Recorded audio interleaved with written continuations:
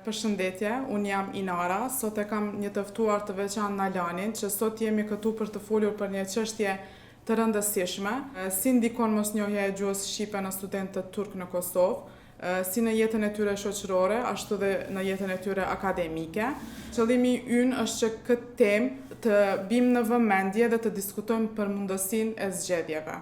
Mirë se erdhe në Alan. Mirë se u gjeta, faleminderit. Para se të fillojmë me çështjen, a mund të na tregosh pak për veten? Unë jam Nalan, kam lindur dhe rritur në Kosovë, në Prizren. Në shkollën fillore dhe të mesme kam përfunduar në Kosovë, në Prizren, në gjuhën turke. Pastaj vazhdova në universitetin në Turqi, në universitetin Trakjes, degën arkitektur. Po gjithë jetën time kam pas sfida me mosnjohjes së gjuhës shqipe. Edhe kur keni treguar temën, deshta me bashkangjit me juve. Faleminderit shumë që je sot me neve. Pak të tregoj për projektin. Kjo projekt nisi gjithçka me historinë e 3 maturantëve që tani bëjnë përgatitje për universitet. Nuk mund të vazhdonin studimet në Kosovë, edhe pse i kishin notat e shkëlqyera. Opsionet në gjuhën turke për fakultet nuk janë shumë të zhvilluara, janë të kufizuara. Alternativa e tyre vetme ishte që të vazhdonin në Turqi studimet, por jo që të gjithë kishin mundësi financiare të vazhdojnë, dhe po ashtu bursat nuk janë të mjaftueshme, kështu që ata menduan se vendosën në fakt të ndërmarrin këtë këtë çështje, që të rrisin ndërgjegjësimin e tyre. Masi që na tregove që e mbarove studimet në Turqi, çka hase më shumë pasi u ktheve nga Turqia, çfarë vështirësi kishe? Vështirësia më e madhe për mua ishte mosnjohjes së gjuhës shqipe, sepse jam rritur pak larg nga gjuha shqipe. Kryesisht në familjar kemi komunikuar në gjuhën turke, edhe kam jetuar në një lagje në shumicet që jetojnë prej komunitetit turk, nuk kam pas shumë kontakte me shqiptar. E dim që mësime në shkollë keni në gjuhën shqipe, po ata nuk të kanë ndihmuar asgjë? Atëherë në kohën tem, shkolla fillore prej klasën 3 kemi pas mësimin gjuhën shqipe, po 1 ose 2 orë në javë nuk ishte mjaftuar. Edhe në shumë raste profesorët tanë kanë qenë ata që nuk kanë ditur gjuhën turke, edhe për këto arsye na nuk kemi pas mundësi bashkë bisedojmë me profesorët tanë, edhe kemi kqyr mësimin vetëm një notë kaluese. Po çka të nxiti që ti ta mësosh gjuhën shqipe? Pasi u ktheva nga Turqia, vërejtja se jeta shoqërore dhe punësimi në Kosovë ishte varur për mua nga niveli i shqipës. Po si e fillove ta mësosh? Së pari fillova me një kurs 1 vjeçar. Pastaj kur e përfundova, vërejtja se pa komunikim gjithë mbeteshin në teori, edhe fillova me komunikim sa më shumë pa hezitim. Po çka ishte plusi më i madh që të ndryshoi në jetën tënde pasi që e mësove gjuhën shqipe? Plusi më i madh ishte për mua shtim vetbesimi në jetën shoqërore dhe në kuadër të punës tash kam filluar me biznesin tim. Tash muj me kontaktu më mirë me klientet, se zakonisht klientet janë folës të gjuhës shqipe. Kthehemi prapë te problemet arsimore. Si ndikon sistemi arsimor në Kosovë që është në gjuhën shqipe?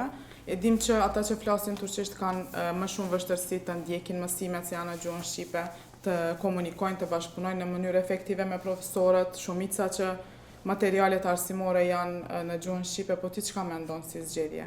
Për këto problemet mund të ofrohet arsim 2 gjuhësh për nxënësin turq, edhe kështu nxënësit që flasin turqisht mund të mësojnë më lehtë gjuhën shqipe, edhe njëkohësisht të marrin arsim në gjuhën e tyre.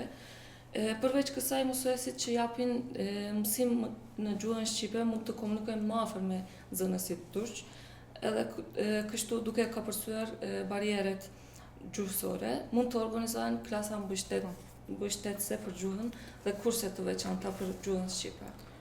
Përveç arsimimit kemi vështirësi edhe në gjetjen e punëve, në punësim. Me çka mund të përballen turqit venda që nuk dinë shqip në tregën e punës? E dim që shpalljet e punës, intervistat janë të gjithë në gjuhën shqipe. Punonësit që nuk dinë shqip nuk janë mjaft produktiv në punë. Mungesa e përfaqësimit të turshme si sektor publik, si zgjidhje, çka mund të na tregosh? Mund të fillohen programa të mësimit të gjuhës për turqit që nuk din shqip në vendet e punës, veçanërisht në sektorin publik. Mund të inkurajohet shumë gjuhësia dhe punësohen punonjës që din si turqish ashtu edhe shqip. Përveç kësaj mund të publikohen shpallje pune dy gjuhëshe, edhe mund të ofrohen mundësi praktike për të mësuar shqipën dhe të krijohen program mentorimi në vendet e punës për këtë qëllim. Kemi probleme të integrimit social dhe komunikimit, sidoqoftë, si ndikon mosdia e gjuhës në problemet e integrimit sociale në Turq vendas në shoqërinë shqiptare, si e dim se është pengesë për pjesëmarrje në shumë aktivitete vendase dhe shoqërore. Kemi edhe marrëdhënie sociale me shqiptarë të kufizuara, po edhe përjashtimit në shoqëri për shkak të barierës gjuhësore, po zgjidhja çka do të ishte? Mund të organizohen aktivitete shoqërore dhe takime komunitare për turqit vendas. Këto aktivitete janë dobishme për të zhvilluar mirëkuptimin dhe bashkëpunimin reciprok midis komunitetit turk dhe atij shqiptar. Përveç kësaj mund të fillohen programe të shkëmbimit gjuhësor, duke siguruar shkëmbim gjuhësor midis individeve që flasin turqisht, edhe atyre që flasin shqip, mund të lehtësohet integrimi. Po vështërsitë ligjore dhe administrative, si mund të ndjek një turk që nuk din shqip proceset zyrtare dhe ligjore në Kosovë? Dokumentet zyrtare, proceset ligjore kryesisht janë në gjuhën shqipe. Bëhet dhe vështirë të ndjekin ato, sidoqoftë turqishtën nuk din shqip, kanë vështërsi në aplikimet administrative, vështërsi në komunikimin e duhur me personat administrativ të mosmarrëveshjes ligjore. Mund të tregon diçka si zgjidhje? Mund të krijohen shërbim udhëzuese dhe aplikimi dy gjuhëshe për turqit vendas. Përveç kësaj, autoritetet lokale mund të përgatisin dokumente të shkruara dhe broshura informative në gjuhën turke, duke lehtësuar kështu procedurat ligjore për qytetarët që flasin turqisht. Për të mos pasur vështirësi në gjuhën ligjore, mund të ofrohet një udhëzues ose shërbim këshillimi që di shqip. Po, mund të jetë si shërbim këshillimi, këtë drejtë. Po izolimi kulturor, e dim shumë mirë që bëhet izolim kur nuk ke dieni për të dy gjuhë që zotrojnë këtë vend. Çfarë pasojash sociale dhe kulturore mund të ketë mos integrimi i individëve që flasin turqisht në kulturën shqiptare? E dim që nuk mund të përshtaten mjaftueshëm në kulturë, në tradita shqiptare. Në aktivitetet sociale dhe kulturore mund të kenë përjashtime dhe në projekte gjithashtu. Po, çka mendon ti që është zgjidhja? Inkurajuar integrimin kulturor, mund të organizohen programe të shkëmbimit kulturor dhe projekte të përbashkëta për turqit vendas.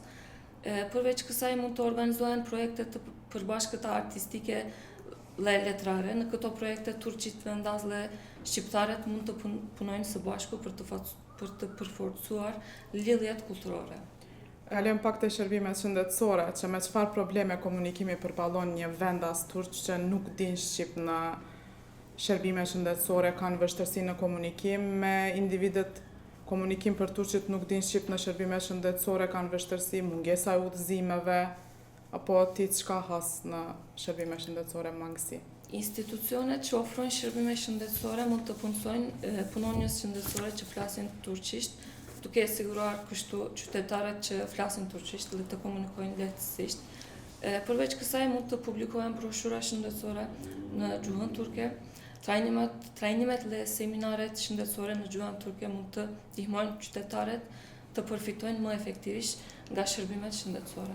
Kalojmë pak në vështirësi në jetën e përditshme që dhe vetë ndoshta ti përjeton. Me çfarë vështirësi praktike përballen turqit në vendas në jetën e përditshme për shkak të mosdijes së gjuhës shqipe? Dim që në blerje, transport publik, punë të tjera të përditshme për shkak të mosdijes së gjuhës shqipe mund të kenë mungesa, vështirësi në përfitim nga shërbimet sociale apo të barierës gjuhësore. Kanë nevoja të tyre për shkak të mungesës të komunikimit nuk mund të përmbushen. Po ti çka mendon? Mund të përgatiten udhëzues praktike në gjuhën lokale për turqit që nuk din shqip. Këto udhëzues ofrojnë zgjidhja për vështirësitë e përditshme. Përveç kësaj mund të lehtësohen punët e përditshme përmes udhëzuesve lokale që flasin turqisht. Në fusha si transport publik mund të krijohen sisteme informimi që ofrojnë mbështetje në gjuhën turke. Po ti që tash mbas e mëson gjuhën shqipe dhe vazhdon të mësosh, cilat vepra ose autor do të kishe rekomanduar të rinjve turq që sapo kanë filluar të mësojnë gjuhën shqipe? Unë e më rekomandu Flora Brovina dhe Roland Spahiu. Brovina përdor një gjuhë të thjeshtë në poezit dhe shkrimet e saj, edhe mund të jenë një fillim i mirë për ata që sapo kanë filluar të mësojnë gjuhën shqipe. Roland Spahiu, si veprat në flutra, kanë një rrëfim të thjeshtë dhe janë të pasura emocionalisht. Shkrimet e Spahiut janë një burim i mirë për të njohur hollësit e gjuhës shqipe për ata që sapo kanë filluar të mësojnë. Pyetjet tona për këtë vështirësitë e gjuhës, mosdijes së gjuhës shqipe ishin kaq, deshta të falenderoj shumë që sot ishe me ne dhe na i tregove sfidat tua dhe sidoqoftë që mund të jenë zgjidhjet për ata që nuk dinë gjuhën shqipe dhe tash e mbas do ta mësojnë. Unë e falenderoj prapë për ftesën tuaj.